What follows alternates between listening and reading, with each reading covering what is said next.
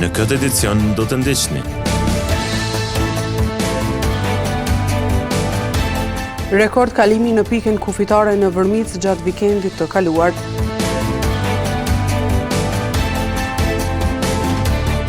Ujërat e zeza mbeturinat në lumin Trakaniç, pengesë për banorët e rrugëve Muhamet Ukshini e dëshmorët e Cërmjanit.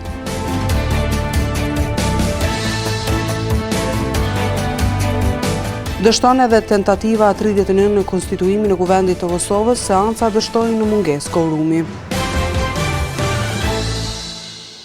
Përshëndetje, po fillojmë edicionin qendror të lajmeve këtu në televizionin Syri. Shumë qytetarë gjatë fundjavës rëndom zgjedhjen të kalojnë kufirin për të pushuar në Bregdetin shqiptar. Kolonel Nexhmi Krasniqi tha se fluksi i lartë i udhëtarëve në pikën kufitare të Morinës pothuajse është gjatë gjithë kohës, kjo pasi vetëm në pjesën e parë të këtij viti janë regjistruar rreth 5 milion hyrje dalje të udhëtarëve në kufirin e Vërmicës. Në pikat kufitare në hyrje dhe dalje mes Kosovës dhe Shqipërisë nga vitin e vet është duke u rritur fluksi i kalimeve kufitare, ku vetëm në pikën kufitare në Vërmicë kanë hyrë dhe dalë 5 milion njerëz. Kolonel Nexhmi Krasniqi, udhëheq i Drejtorisë Rajonale Kufitare Perëndim, tha se në Vërmicë automjetet që kanë kaluar në këtë pikë janë 3 milion. Kufiri me Shqipëri dhe fluksin tash sidomos në këtë sezon është në rritje sipër vazhdimisht. Ne vetëm në 6 mujorshin e parë, vetëm hyrje dhe dalje në Vërmicë, kemi dikon nga 5 milionëve. Më thashtë një shifër bukur e madhe. Dikon 3 milion veç automjete janë që kanë hyrë në Kosovë, pasaj edhe daljet janë të parafarta me këtë statistika që ne i posedojmë.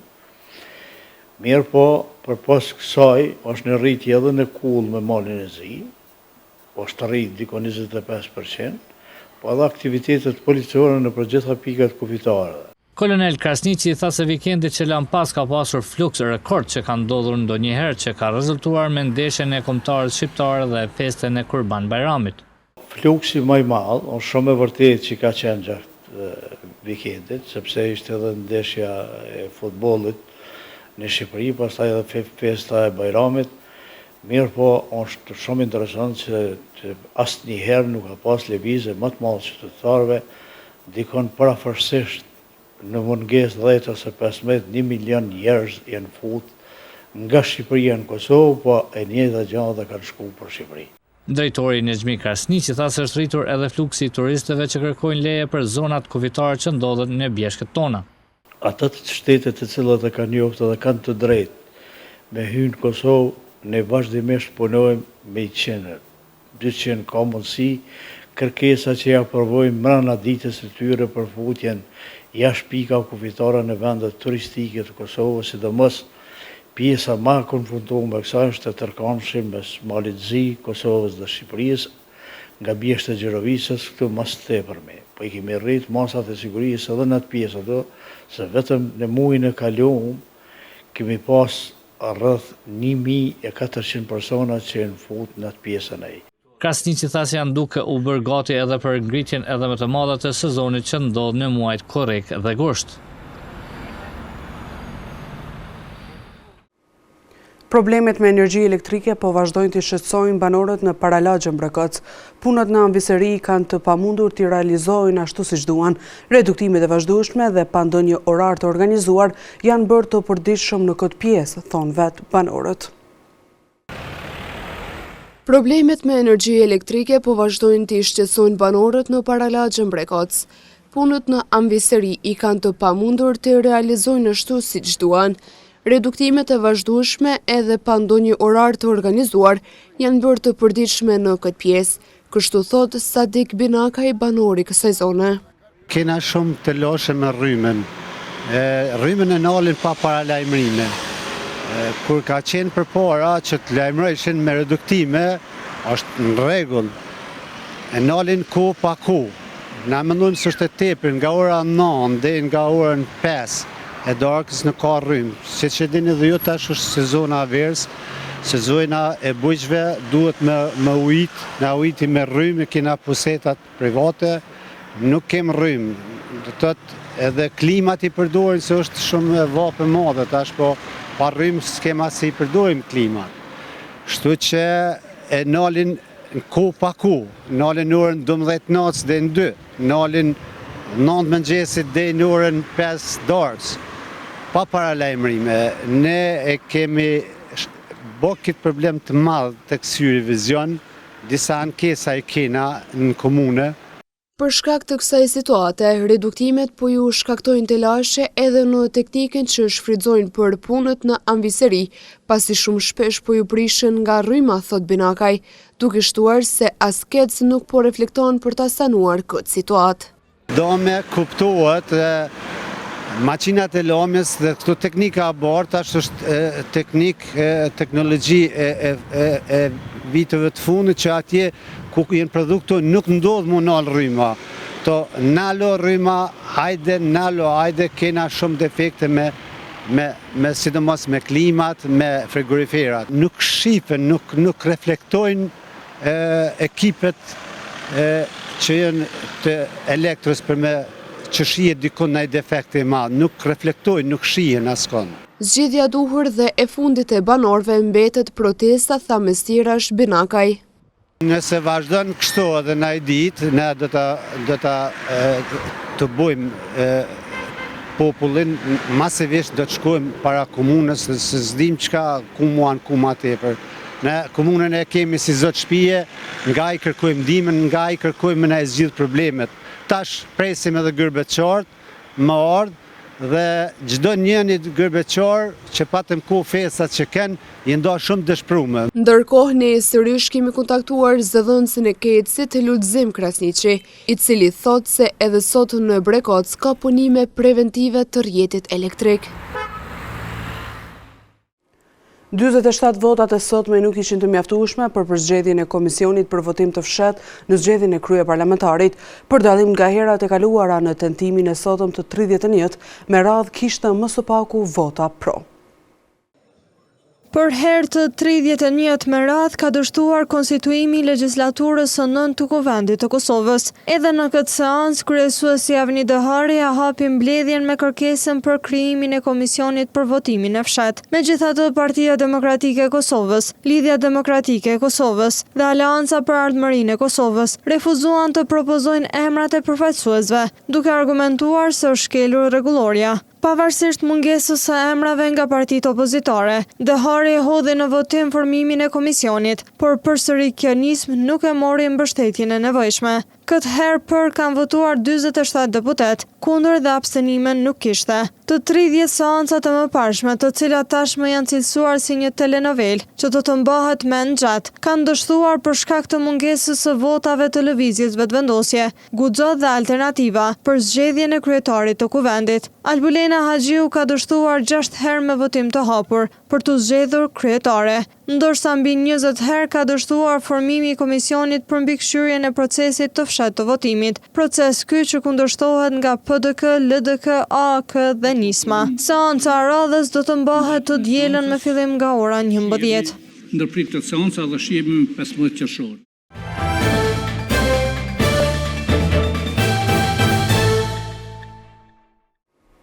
Përgjatë shtratit të lumit Trakaniçi, njohur si lumi Lukac, kamera me djumi ton sot ka regjistruar disa imazhe me mbeturina.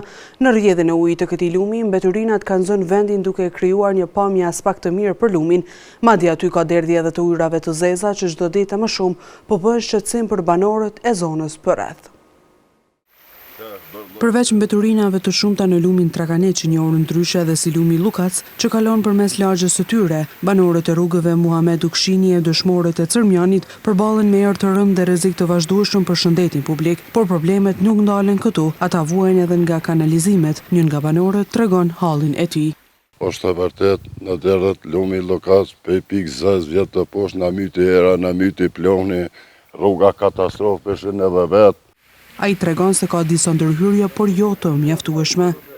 Jo, ndo kanalizime, si kanë qitë, kesi kanë punu bolë, peshin edhe vetë copat betonit, bërla katastrofë vëllaj. Lidhur me kërkesën e lartcekur, ne kemi telefonuar drejtorin për shërbime publike pranë komunës së Gjakovës, Nikol Leshi, por deri në transmetimin e kronikës, i njëjti nuk ka qenë i qasshëm. Nga lumi Trakaniç sjellim një tjetër material që lidhet me natyrën.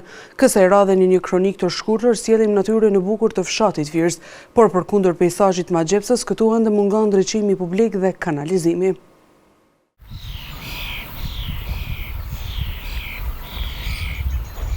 I rrethuar nga bjeshket e Pashtrikut me plot drunj e pemë, fshati Firs të ofron pamje magjepsëse për të gjithë ata që e vizitojnë. Krist Bisaku, banori i fshatit, thotë se gjithë fshati është i gjelbëruar me një peizazh të bukur dhe ka plot karakteristika. Tu ka pas parasysh për bukuritë peizazhin që ka ky fshat. Kuptohet, du ta falenderojmë Zotin për gjitha këto të mira që i ka ky vend. Po sigurisht nuk mund me lënë anash edhe fshatarët e mi të cilët kujdesshëm po bojnë ndërtimin e këtë fshat. Këtë fshat e karakterizon shumë këto brigje, këto druj që po shifet, bjeshkën që nuk e kemi fort larg, tepat njësinë që jena në bjeshk dhe jena afër qytetit. Krahas bukurive natyrore, Bisaku thotë se aktualisht këtu mungon ndriçimi publik dhe kanalizimi. Nga institucioni, pavarësisht se ka bën një pjesë të ndërtimit, po hala se ka bën ndërtimin e trotuarëve, rrugëllimin e trotuarëve, se ka ndriçimin publik dhe se ka kanalizimin. Kërkesat nga banorët shumë herë kemi përsërit këtë punë, po inshallah i ditë ka pranë në veshën e kryetarit komunës dhe ka më na bërë këtë projekt këtë gjëra të bukura. Firza është ndër fshatrat më të frekuentuara në Gjakov, ku shumë qytetarë e vizitojnë për piknik dhe rekreacion. Ky fshat është i frekuentuar shumë nga varësia. Fjalën e kam nga banorët e qytetit. Për atë edhe është nevoja e domosdoshme për me pas mundësi që të kenë trotuaret paktën dhe ndriçimin, që ditëve të vikendin të shfrytëzojnë vërtet të bukuritë të fshatit.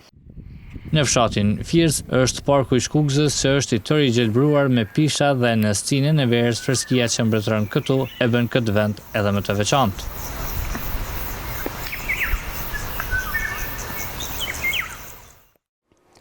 Një stallë e cila shërben të për ruajtjen e ushqimit të baktive është djegur sot në fshatin Prish. Edhe përkundër intervenimit të shpejtë të zjarfikësve të Gjakovës, ushqimi i baktive është përfshirë shumë shpejt nga plakët dhe ka qenë e pamundur të shpëtohet. Ndërkohë rasti i djegjes së stallës është duke u hetuar edhe nga organet e policisë në Gjakov.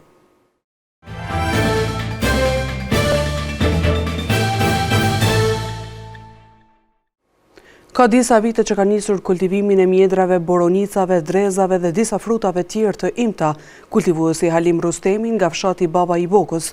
Ai tha se këtë veprimtari mundohet ta ushtrojë me shumë përkushtim, me qëllim që edhe rendimenti të jetë më i lartë.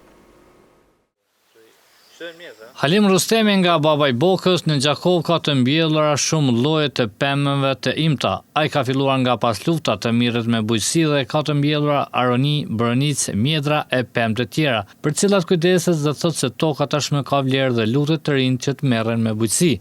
Me pemë tim ta kum punu më shumë me gjithë familje, me do Zvicran me një shoqat intercooperation e kum pas fillimin ku ka qenë shumë i vështirë se gjithçka është nisë prej zerrës.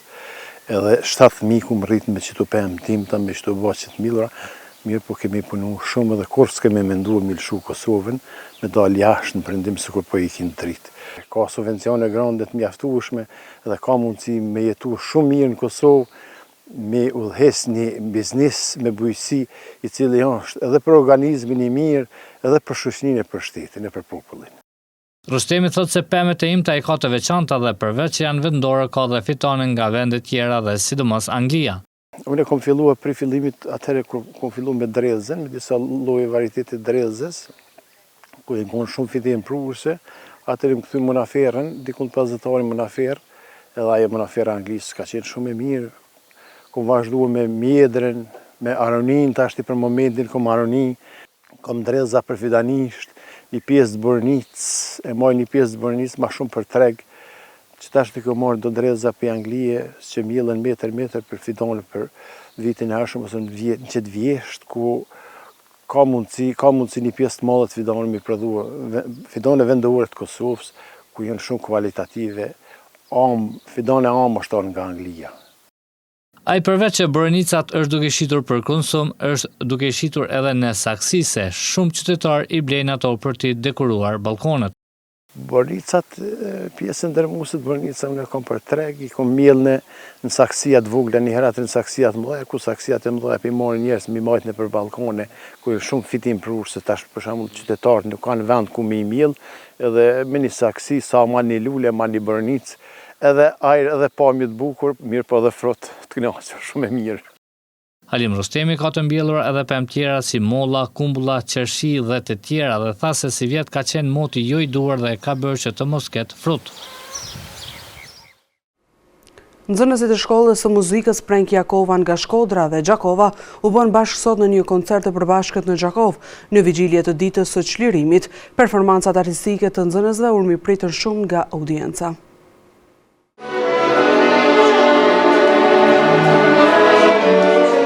Për nder të 26 vjetorit të çlirimit të qytetit të Gjakovës, dy shkolla të muzikës Prenk Jakova nga Shkodra dhe ajo me të njëjtin emër nga Gjakova bashkuan forcat në një koncert të përbashkët.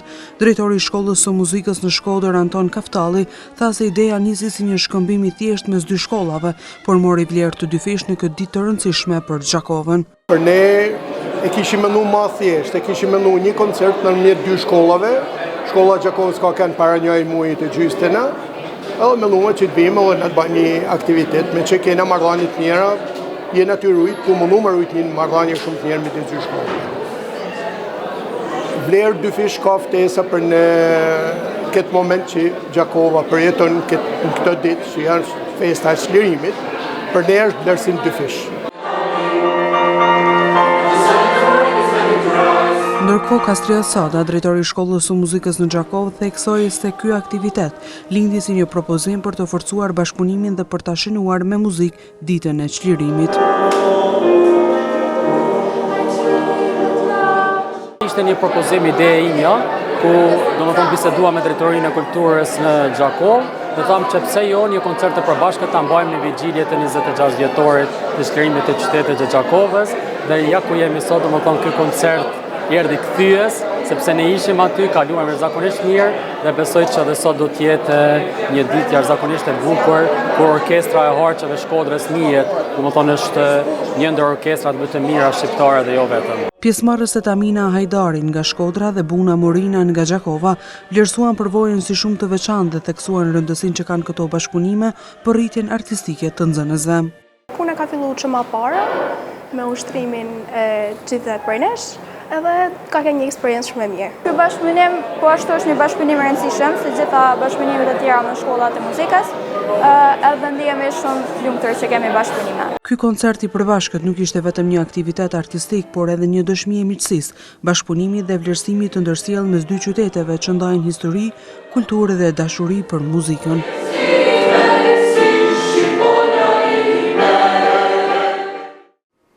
Në vazhdim të ndjekim parashikimin e motit për ditët në vijim. Dita e sotme është karakterizuar nga moti me diell, me temperatura që kanë lëvizur nga 12 deri në 31 gradë Celsius. Për nesër, temperatura do lëvizin nga 11 deri në 29 gradë Celsius, karakterizuar nga moti me diell. Mot me diell do ta karakterizoj edhe të dielën, me temperatura që do variojnë nga 13 deri në 30 gradë Celsius. Dita në hënë pritet të mbizotrojë mot me diell, me temperatura që do lëvizin nga 16 deri në 32 gradë Celsius. Për të martën parashihet mot me diell dhe vranësira, me temperatura që do lëvizin nga 15 deri në 29 gradë Celsius. Mot me diell dhe vranësira parashihet gjatë së mërkurës, shoqëruar me temperatura 15 deri në 30 gradë Celsius. Për të ajntën parashihet mot me rrezë dielli, me temperatura që do variojnë nga 16 deri në 32 gradë Celsius.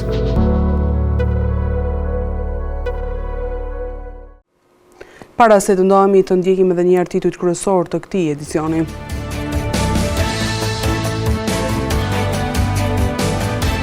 Rekord kalimi në pikën kufitare në Vërmicë gjatë vikendit të kaluar.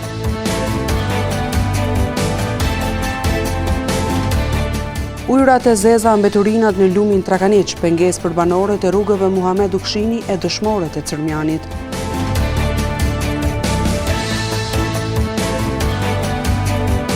Dështon edhe tentativa 39 në konstituimin e Kuvendit të Kosovës, seanca dështojnë në mungesë kvorumi. Këtu merr fund ky edicion qendror i lajmeve. Ju mund të vazhdoni të na ndiqni në televizionin Syri, si dhe rrjetet tona sociale. Mirupafshim.